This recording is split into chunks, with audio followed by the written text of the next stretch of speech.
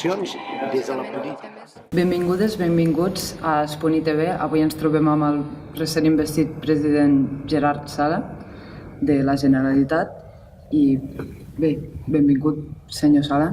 Gràcies per estar aquí amb nosaltres avui. Gràcies a vostès per convidar-me. I comencem amb l'entrevista. Encantat. Benvingut senyor president. Bé, per començar, tots els grups han volgut pactar amb vostès, o aquesta és l'afirmació que vostè va realitzar en una entrevista al nostre mitjà de ràdio. És cert això? Sí, és cert, però s'ha interpretat que era qualsevol grup que volgués fer, qualsevol grup que volgués fer un pacte de govern, aquest pacte havia d'incloure o bé Ciutadans, Junts per Cat i Esquerra, incloent-hi dos d'aquests tres partits. Per tant, era lògic que gairebé tots els grups o tots els grups intentessin pactar amb nosaltres, principalment perquè nosaltres podíem formar part d'un bon pacte i poca gent hagués entès un pacte d'Esquerra Republicana amb Ciutadans i pocs haguéssim entès Junts per Catalunya amb Ciutadans també. Exacte. Però bé, el vostre partit ha declarat que aquest nou govern apunta sobretot a les polítiques socials i feministes, que és la màxima prioritat dins de l'executiu. Quines són aquestes polítiques socials que vostès van presentar per tal de començar un pacte de govern? Les polítiques socials que nosaltres vam presentar són les que venen intrínseques, com ja vaig dir en el discurs d'investidura, amb la idea de la república. Una república demana un feminisme i una igualtat de base que nosaltres ja volem aplicar, perquè entenem que eixamplar la base social no és anar directament i sense prestar atenció a ningú, sinó que consisteix en aprovar aquelles lleis que són la base de la república perquè la gent es senti adherida en aquesta idea. Per tant, les nostres polítiques són tot allò que parteixi i intenti arribar a la igualtat entre homes i dones i la igualtat efectiva entre tots els éssers humans. Dins del debat d'investidura, com vostè estava mencionant anteriorment, s'han parlat de línies vermelles per part de partits constitucionalistes. Quines serien per vostè les línies vermelles que no estaria disposat a passar davant dels grups de l'oposició? A nivell personal, per exemple, soc de l'opinió que tot es pot parlar sempre i de tot es pot negociar, però no es pot negociar. Una línia vermella és una renúncia a una idea per culpa d'una amenaça o fins i tot, per exemple, una línia vermella que mai creuarem, el dany físic. No acceptarem que ningú faci una amenaça amb dany físic o fins i tot psicològic, com podria ser empresonar algú, fer un pres polític, perquè considerem que això és un atac directe a la democràcia i allà s'ha acabat tot. No podem negociar amb algú que està en contra de la democràcia com a tal. Llavors, dins del pacte que vostè ha realitzat amb altres grups, per tant, d'arribar a la coalició, quins canvis vostès han estat disposats a superar? Quines línies vermelles des d'un principi vostès havien marcat i després han decidit descartar? Amb el pacte actual de govern no va ser necessària un gran establiment de línies vermelles perquè tots tres integrants del pacte sabíem quin tipus... Teníem les línies bàsiques del programa, ja ens les sabíem tots el que volíem fer, perquè tots tres integrants sabíem que volíem la república feminista, igualitària i sense deixos del franquisme, que és una cosa que ara mateix no tenim. I vam dir, sabem que volem això, ara anem a mirar com ho podem aconseguir. Per tant, el concepte de línies vermelles no van haver d'aparèixer gaire perquè és un acord que s'ha anat construint des del concepte més bàsic fins a anar ampliant, fins a trobar un punt de dir creiem que aquest acord és molt bo i no cal que ens excedim més cada partit, no ha estat un estirar i arronsa, sinó hem partit d'una mateixa base i hem anat creixent en l'acord, s'ha anat fent més gran de manera acordada i, per tant, les línies vermelles aquí no van ser necessàries. Clar, és entendible des d'un punt de vista més en qüestió del pacte amb Esquerra Republicana, però amb la CUP també fou el cas? Amb la CUP l'única diferència que podria inventar és en temes econòmics respecte al nostre programa electoral.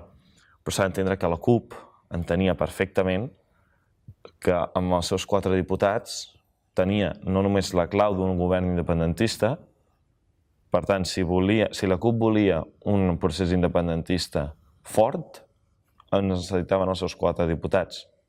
Però també sabia, i li estem molt agraïts per com s'ha comportat la CUP, perquè ha estat en completa col·laboració amb nosaltres i es va presentar i no va ser exactament demanar, però sí que va comentar-nos el mateix que nosaltres ja teníem pensat oferir-li gairebé. Va ser un pacte superfàcil de fer perquè és que ja li dic, tots teníem molt clar, totes i tots, què es volia fer. I per tant, quan ens hi vam posar, el pacte gairebé podríem dir que creixia sol. Diguéssim que la CUP potser ha entrat dins d'aquest pacte de govern perquè se li va prometre la conselleria del procés constituent, la nova conselleria que vostès han creat. És aquest el fet que els va incentivar a entrar dins del pacte? No, la CUP ja volia entrar en un pacte perquè, com ja l'he comentat, tots volíem la idea de la república estava allà.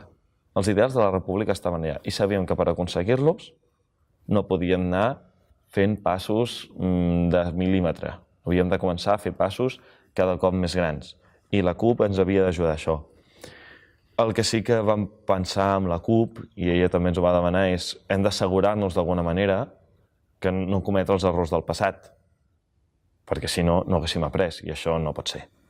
I vam dir, segurament seria molt bo, és el que se'ns va plantejar, seria molt bo que la CUP formés part d'aquest govern, però no hem d'entendre aquest pacte com un pacte de seients. Llavors, com sorgeix la idea de crear aquesta nova conselleria del procés constituent?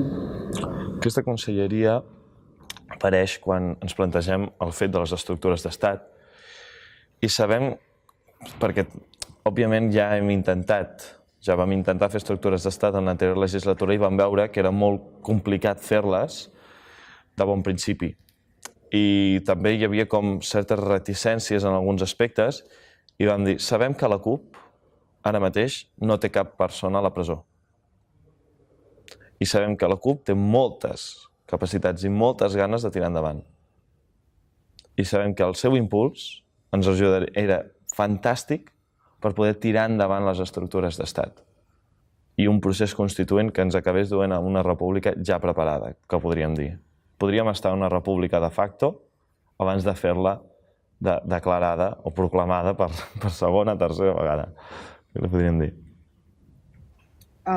Dins del projecte de llei que s'ha presentat, resulta que, tot i tenir un bon acord de govern amb Esquerra Republicana i la CUP, sembla que la CUP s'ha girat una mica en contra, no?, d'aquest projecte. Bé, s'ha girat en contra. És que hem d'entendre d'una manera molt específica, perquè aquest acord s'ha d'entendre molt concretament, perquè, com bé ha dit la consellera d'Afers Exteriors, quan ha explicat aquest projecte de llei, aquesta és una llei que es presenta com un acord de màxims entre membres del govern i que després es remet als partits polítics. Dintre del govern no hi ha cap trencament. Som un govern unit i amb la CUP ja hem parlat sobre aquesta proposició de llei. I no hi ha esquerdes.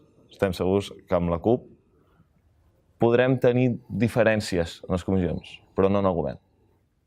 I per tant, aquest projecte de llei per tal d'incentivar l'economia en països subdesenvolupats, la CUP mostrarà suport? Tenim tota la... Bé, jo no puc parlar en nom de la CUP, entenguem-ho. Vull dir, són un partit sobirà i els correspon a ells dir aquesta afirmació. Jo tinc les esperances, i tant de bo que es compleixi, que la CUP hi doni el vot afirmatiu en aquest projecte, no en la versió potser que hem presentat de bon principi, sinó en la versió que surti de tota la conversa entre els partits i totes les decisions preses entre ells. Però, repeteixo, la CUP és sobirana i són ells qui diran. Dins d'aquest projecte de llei que avui s'ha presentat, consta que el govern donarà suport i tractarà de promoure l'economia dels països subdesenvolupats que es troben en una situació similar a la de Catalunya. Aquesta és la proposta inicial, sí. I ens podria explicar una mica més aquesta idea? Perquè de bones a primeres és una mica confús entendre quina és la situació que s'ha plasmat dins de la llei, Sí, com s'ha redactat. sí.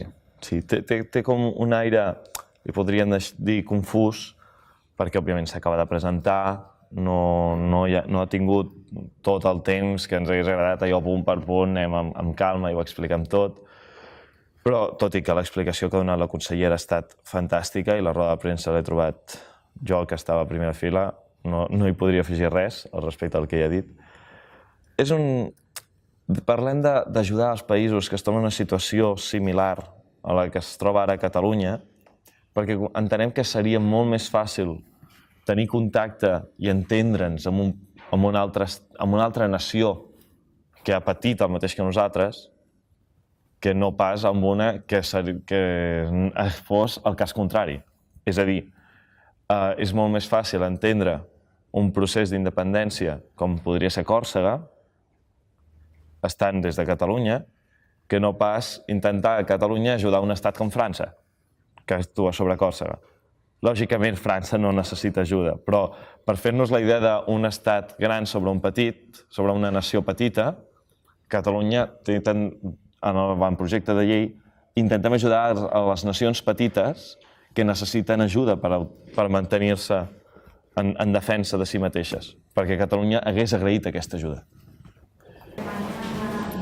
La consellera ha destacat molt bé avui que aquest projecte de llei contempla tant la vessant política i social com la econòmica. Ens ha quedat molt clar la emancipació que es busca gràcies a aquest projecte de llei. Dins de la social, què és el que es contempla a part? Els mateixos valors republicans que manté aquest govern. Aquest govern, com ja l'he expressat, busca una república, per tant, que el poder sigui del poble i no d'un cap d'estat que no ha estat escollit democràticament, busca una república feminista, per tant, que les dones i els homes tinguin una igualtat efectiva, i busca una república igualitària, que no hi hagi minories discriminades, ni LGBTI, ni persones discriminades per raça, sexe o cap altre estil. Per tant, què volem en els països que considerem que volem ajudar que s'emancipin? Els mateixos valors socials, perquè és una idea que nosaltres tenim amb força i nosaltres aquesta idea considerem que és el millor que podem aportar a Catalunya ara mateix. Són uns valors i creiem que la resta del món són valors fantàstics per tothom, perquè com a valors socials creiem que són els millors valors que pot tenir un futur estat. Si s'ha d'emancipar un estat, que com a mínim tingui els valors més. Bé, president, li estem molt agraïdes i agraïts per estar avui aquí amb nosaltres. Li desitgem tot el millor amb la seva nova candidatura i tot el que li esdevé el futur per vostè i pel seu partit. Moltes gràcies. Gràcies a vostès també per acompanyar-nos i ens veiem aviat. Des de les institucions i des de la política.